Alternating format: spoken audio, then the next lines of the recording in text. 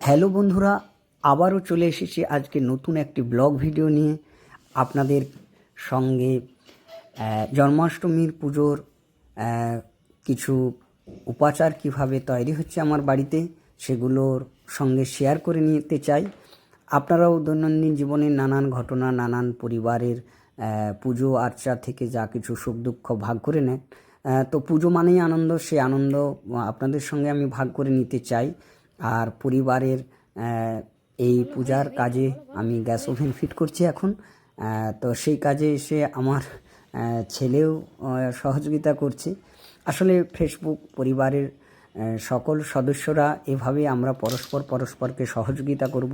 পরস্পরের সহযোগিতার মধ্য দিয়ে আমরা এগিয়ে যাব এবং আমরা পরস্পরের ভালোবাসার মধ্য দিয়ে আমরা প্রত্যেকে হ্যাপি ফ্যামিলি হয়ে থাকব ফেসবুক পরিবারে এবং প্রত্যেকের পরিবারে। তো সেই যে গ্যাস ওভেনের কাজ ফিট হয়ে গেল, আর নাটটা আঁটিয়ে দিচ্ছে আমার ছেলে যাতে গ্যাস লিকেজ না করে। আর চুল্লিটাকে ঠিক করে নিলাম। এদিকে রয়েছে এভাবে আমাদের সম্পর্কের বন্ডগুলোকে খুব সুন্দরভাবে দৃঢ় রাখতে হবে। পরস্পরের পাশে থেকে পরস্পরকে সহযোগিতা করে আমরা এগিয়ে যাব। পুজোর এদিকে বিভিন্ন উপকরণগুলো, যে বাসনপত্র যেগুলো ধুয়ে রাখা হয়েছে,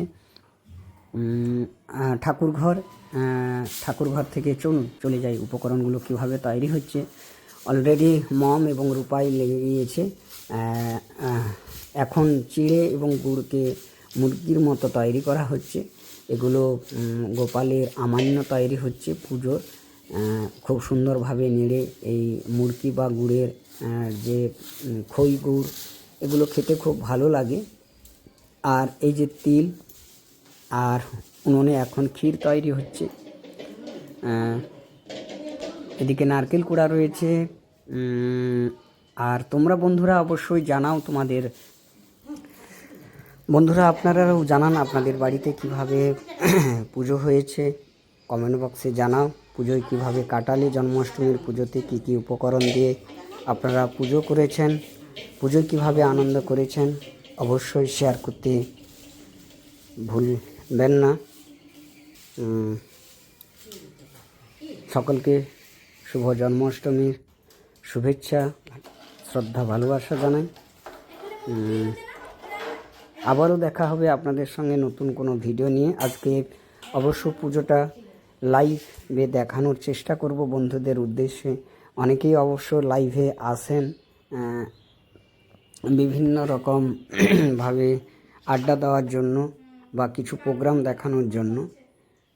এই গোপালের জন্য ক্ষীর প্রস্তুত হয়ে গেল, পাত্রে করে সেই আমান্য এসব কাজ করার জন্য বৌদিমণি এসে হাজির হয়েছে। আর তোমরা এসে পৌঁছে যাও আমার কমেন্ট বক্সে, জানাও আজকের ভিডিওটি কেমন লাগলো। কারণ আমি এসব কাজে তো দক্ষই নয়, এই সবে মাত্র শুরু করেছি। তোমাদের সকলেই সহযোগিতা আমার কাম্য।